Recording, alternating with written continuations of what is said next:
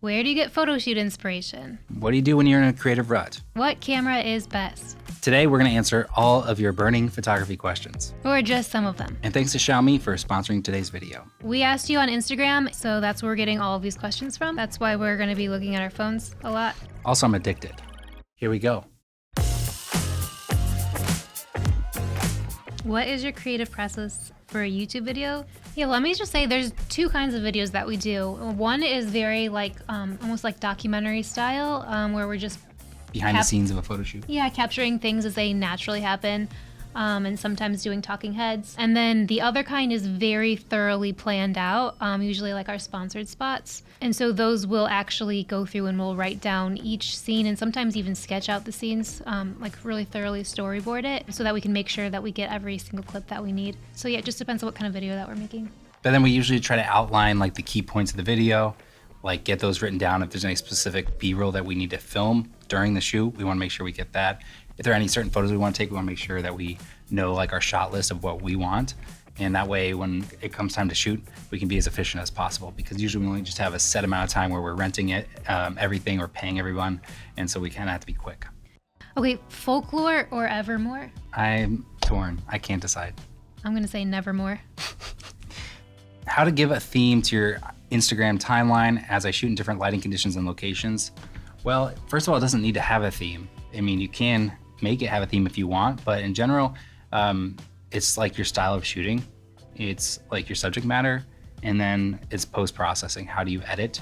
And a lot of times, like if maybe you're desaturating blues in all of your shots, and in one shot you have a bunch of blues, well, yeah, it's not gonna look very consistent. So we don't really focus on that so much. We just try to post-process every photo very similarly, so we don't do anything too extreme in either direction. And that way, all the photos have a similar look, even though they are different subject matter shot at different times. Yeah, I think that people take Instagram way too seriously, and because of that, it's like so boring now. Everybody's just shooting the same kind of things that they think that they're supposed to shoot. And yeah, just don't overthink it. Mm-hmm. Shoot what you love, edit the way that you love. If people like what you're shooting, they're gonna hire you. Is print photography dead? Depends if you mean like making prints and selling them, or if everything's just digital now, maybe. We're buying prints all the time, I feel like. The artwork in our house is mostly prints from other photographers that we really like. Yeah, and I think that just having it as artwork around your house like lets you be inspired all day long, and then you don't have like boring artwork from Target that everybody else has. Exactly. What's the worst moment you've ever had while doing a shoot? Yeah, when we did the Moment Invitational shoot, we went to the Channel Islands, which is off the coast of Ventura, California. So first of all, we had to take a boat to get there, and I found out that I get seasick. Rachel was extraordinary. She was throwing up. She passed out on the boat. So that was my worst moment. And then when we got there, they had a problem with us shooting. Yeah, like the park ranger was giving us a hard time for we're just shooting on phones for the Moment Invitational, but we did have a decent amount of like gear with us. And there was like, what, 5 of us, 6 of us, something like that, so. And he had a problem with our props. There was like the reflector. He was busting our chops, so that was a tough day. He took your license, he took your info down. He did. He knows where we live. Yeah. It's all in the effort, darling. Are you writing this down? I want to photograph a dog, and he has these striking blue eyes. Any settings? I have a DSLR. Less on settings, except for you want, if the dog moves around a lot, you want a fast enough shutter speed to make sure you freeze motion. It's more about lighting. You really want some nice light, because that blue is gonna look really good if the dog's face is well lit. So either buy a big window, maybe flash, maybe any sort of strobe you have. Just try to get good lighting on the dog. Yeah, and then we always get asked like how we get our dogs to pose for videos, and we just, so easy, just put a treat on top of your lens, and they think that lenses are treat dispensers. They love looking at them. Would you still recommend the 5D Mark IV, or is mirrorless really the future? The EOS R is good for video, better for video than 5D4. And we like the flip out screen. Mm-hmm. And so that's like one of the drawbacks of the 5D4, but 5D4 versus EOS R, we would prefer shooting with the 5D4. Ours does need some repairs, but in general, we like that shooting on it better. It's my favorite camera, and I can't imagine, like, unless you were, like a certain kind of nature photographer or sports photographer, you really don't need, like, Canon can keep coming out with better and better cameras. For the most part, for what most photographers do, you don't need more than that, and it's a great camera. Yeah, we have the 1DX Mark II, and we almost never shoot photos on it. We just grab the 5D4 instead. What are you shooting with? This is a 5D. Not a 1D? No. Why would I need a 1D to shoot this? I have a 1D. I mean, it's more expensive, but it's a really nice camera. You shoot a lot of sports? moving action, you take hundreds of pictures of herons catching fish, because otherwise you don't need a 1D. Right, but I have a 1D.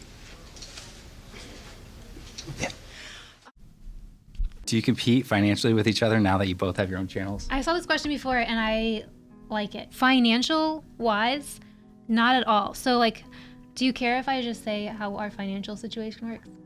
Go ahead. Like our process? So everything, and I could be wrong about this, but at least most of the things that we do, and I think all the things that I do, fall under the umbrella of Mango Street. And so All the money goes into the business account. yeah, and then the business account pays us both individually The same exact amount. the same exact amount every month, even though it varies from month to month, but we always get the same amount as each other. And then we decide as a group what we're going to put in our group checking and our group savings. Yeah, all the money's going to the same place. It's both mutually beneficial. Yeah, and unless my channel like blew up like maybe 10 times bigger than yours, Or if mine crashed and burned.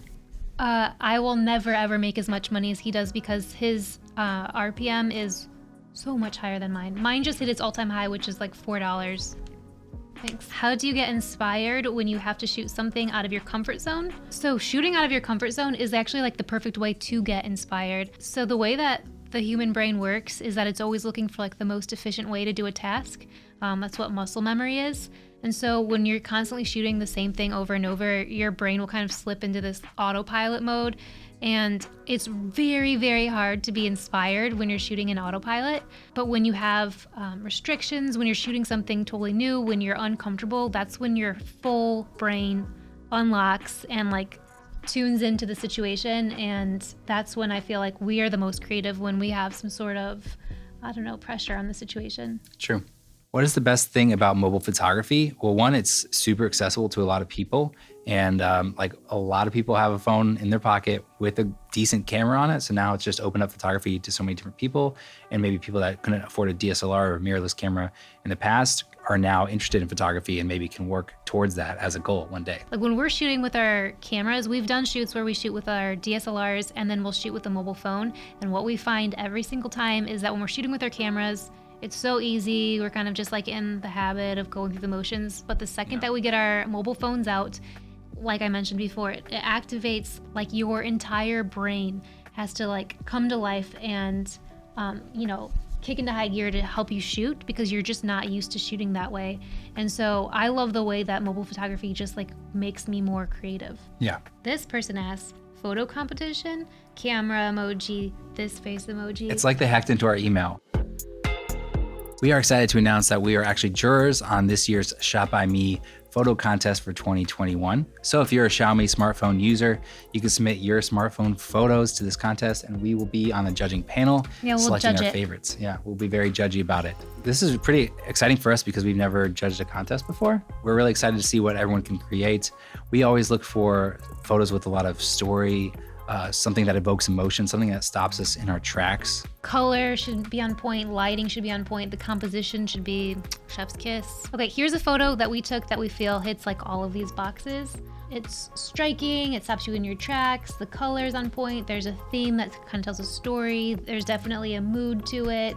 Even though it may be a little different than what conventionally makes a good photo, like it's center composed and you can see the backdrop stands, things like that. For us, it's unique and it's interesting and it kind of captivates the viewer. Yeah, so think outside the bun.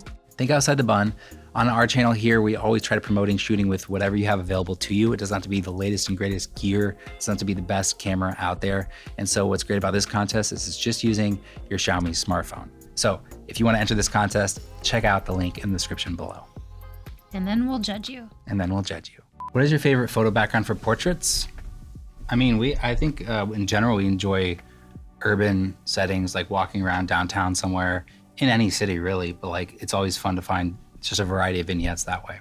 Yeah, I always like nature, especially where nature meets urban, where there's like, you get the nice buildings, but then there's also like hedges and flowers and beautiful trees. And Nature mixed with grunge. yeah, I really like that. Where do you find inspiration for your shoots? I think that a lot of photographers look to places like Instagram for inspiration. And when you log onto Instagram, it's constantly just like kind of the same photos over and over. And so I can see why people get frustrated thinking that like it's really hard to like shoot outside of that box. But when you step away from Instagram and even just photography in general and look to other mediums for inspiration. Like for us, a lot of times certain movies, books, music especially, other places like that really spark. And when you're looking to those places, then you're not just copying all the people in your field, and you are standing out. Even though you're still being inspired by other people, you can stand out on a place like Instagram because you're not just shooting what everyone else is shooting. So yeah, just look to other art forms, whatever inspires you. I always blank out when I try to direct people I shoot. Do you have any tips to direct pose better? So what you can do in like the car right before you get out to shoot, look for inspiration, and ideally you already have like a mood board of things of just more of the vibe, and then you can show it to the person. If you're shooting just like a friend, one of the tricks you can do is have them portray like a character. It could be pretend like you're Heisenberg in Breaking Bad, and then they can like feel like they're not themselves and portray someone else, so that way they feel less vulnerable, and also it's just easier to like tell them how you want them to look if you can give like another example from a character from something. How did you get into photography? The love for it? Yes. What's something you want to do but having a photographer tried? I really want to shoot sports like football, basketball. I would love to like go shoot a professional sports game. You should do that. Yeah. What was the biggest creative slump you guys had? How do we get out of it? I have like mini slumps all the time. And honestly, I'll just like put the camera down for a while and not even worry about trying to shoot. Maybe work on another creative outlet like music or whatever it is. And so for me, it's just doing something creative outside of photography helps me like kind of refresh and then come back to photography when I feel like inspired to do so. I've said this a bunch of times before, but I think the expectations for creative output for people like photographers and YouTubers, it's just like unachievable. Doing daily videos or posting on Instagram at least once a day or multiple times a day, it's not sustainable, and it's not how anyone before the internet ever operated. And I really think that you need to stop, take a second, and like work on your input, just as much as you work on your output. Which is your least favorite photography trend? I'm gonna say like fairy lights with a blonde girl and big glasses. I think that that's like over. Hopefully, right? Well, I think it's over, and now the most annoying trend is You okay? No, I'm not. And I don't think that anybody else is either. Listen, the most annoying thing are these people who take the exact same photo in the exact same places, in the exact same clothes, doing the exact same poses, and putting the exact same kind of captions over and over. And it feels like Stepford Wives. It feels like not human. Film photographers that inspire you. My favorite photographer is Ryan Muirhead, who primarily shoots on film. I think that there's a lot of film photographers who shoot like little vignettes, cars, gas stations. It's just not super exciting. Yeah, to me that's so boring. But Ryan Muirhead, there's such feeling, emotion, like story in his images. So he's my all-time favorite. How to deal with lack of recognition when you put all your love into your projects? Can I do this one? Sure. Okay, I love this question because I think I have something to say that might make anybody who wonders that feel better. The longer that I'm a person, the more I feel like all of the best art in the world probably died with the artist who made it, because what rises to the top is... It's not going to be the best of the best. It's not the best of the best. It's just what reaches the most people or like appeases the common denominator. Mm-hmm. And so if you're somebody who's not, rising to the top, don't feel bad, because the people on the top, the people who have the most followers, the people who have the most attention, the most eyes on their work, are usually not the absolute best. Mm-hmm. So don't let numbers get you down. They're so arbitrary. Yeah, but I understand, because it can be like discouraging, because you do want people to appreciate your work, but really at the end of the day, as long as you're happy with like the work you're making, I think that's what really matters. So if we do a shoot that no one cares about, and we make a video, no one watches it, but if we're really happy with the shoot, I think we're still gonna feel good about it. Even if no one watched it, we're gonna be like, well, we did what we wanted to, and we love how it turned out. And so at the end of the day, like, we have to be happy with that first. If shooting film was simplified, which camera would you use? It doesn't have to be so complicated, because film is kind of like the bare bones of photography. There's no menus to flip through and stuff like that. It's very simplified to begin with. It's just learning like the basics. And so we actually made a video on, it's called How to Shoot Film Photography, something like that. We'll link to it in the description, but it's really just loading up the camera, and then you have like your aperture and your shutter speed, and then the film dictates your ISO. So it's pretty simplified. Yeah, and it's muscle memory. The same way that you learn to shoot digitally, you can learn to shoot film. We have a cheap point and shoot. that we like shooting with a lot. It's very simple to use.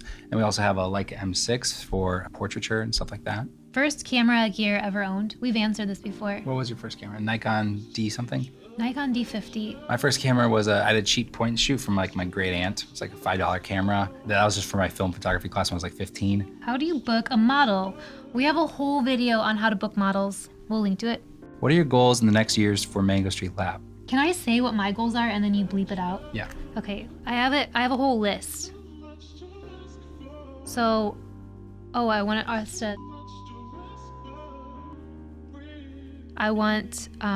to do. Nobody's gonna know it's Mango Street. I want it so bad. It's halfway done. Well, I think our basic goal is to just do like photo shoots that really creatively inspire us and like keep us like motivated, because when we feel like you just have to churn out content for YouTube, it kind of like takes the fun out of it. It'd be great if we could just really focus on just doing photo shoots that we really would enjoy doing, and then bring you along for the ride with behind the scenes. Yeah, I have a list of 3 that I want to do so bad as soon as we can start working with models again, and as soon as we... Your opinion on Lightroom Mobile in comparison with Lightroom PC? Honestly, they're almost identical, and you can just sync your presets and you can edit just pretty much like you would on a PC. So honestly, it's a really good app. Not sponsored. If you could have one superpower, what would it be? One, two, three. Invisibility. Teleportation. Why do you still post to Mango Street YouTube and the podcast? It sounds like you're over it. Oh, I saw this question. It's so sassy. Michael Bourneman. Well, we do sound like we're over in podcast. Yeah, why do you go to your job, Michael Bourneman? Yeah, honestly, at the end of the day, we built a business around it, and you can't just if you're feeling burnt out or whatever, you can't really just abandon something that is your livelihood. Yeah, so, we've made commitments and we're sticking with it. Yeah, Give us a break. We have longer term commitments. So even though sometimes, especially this past year, it's been more difficult, it's our job. Yeah, and we're really looking forward to doing a lot of things once the pandemic's over. We were just like a little bit limited right now, so that gets frustrating, but we're not over. We still love photography. We just have been like shooting in our apartment each other for the last year. And after working with like really amazing models for the last like 3 years, it's less fun, I'll say. But I will say, before we shot this video, we shot another video downstairs. It was cool. That I love. It was the most fun thing I've shot in 6 months. Yeah. A year. It was so fun. Why are you guys not posting on Instagram? Do you have a reason that you're not posting? I just don't care anymore. And I also haven't been taking photos that I feel like compelled to share. Even if I like them, sometimes I just like, we put them in videos and stuff, but for the most part, I don't feel just compelled to post anymore. It's not as fun anymore. I started getting like tired of Instagram when people started leaving comments. Like I would post a picture of my sister and some like old grandpa would come by and like roast it. And I was like, can I just post a picture of my sister on my personal Instagram? So I started getting over it then. But now for the same reasons I've mentioned before, just Instagram feels it started out as a place that was like challenging us to be creative every week. And now it's just kind of like the same over and over. And it's boring. It's so boring to me. Did you have days before you started making money out of your work when you felt hopeless? Absolutely. Like when we first moved to LA, like within 3 days, someone crashed into my car. The window was stuck like 3/4 of the way down, and just like a lot of things weren't going well. Our insurance still hasn't covered that. Our insurance still owes us $500. Yeah, I mean, we've struggled for sure, and even after I graduated college, I ended up moving back into my parents' basement and was delivering pizzas for a year. So yeah, I know what it's like, and it's you kind of just have to push through and keep working on yourself, keep trying to get better at whatever it is you want to do. And you can learn anything for free online these days. So I wish I had spent more of my free time just learning as much as I could, but YouTube wasn't really as robust as it is now. You spend a lot of your free time learning. You don't have to feel bad about that. How are the dogs? Let's check in on them. Please do a dedicated projector and smoke machine shoot. We actually have done that a few times. That's so specific, and we've done that so many times. Well, I guess we'll link to it. I'll put it with all the other links. What were your occupations before you started with photography? I was a video editor, and I worked at recording studios. Directly before I started shooting weddings, I worked at Doggy Loot, which was like a Groupon for dog products. I took photos and I wrote. What was your biggest inspiration when starting photography and YouTube? Well, for YouTube in particular, we didn't ever watch YouTube for entertainment. We didn't know who Casey Neistat was when we started our YouTube channel. We didn't watch anyone else on YouTube.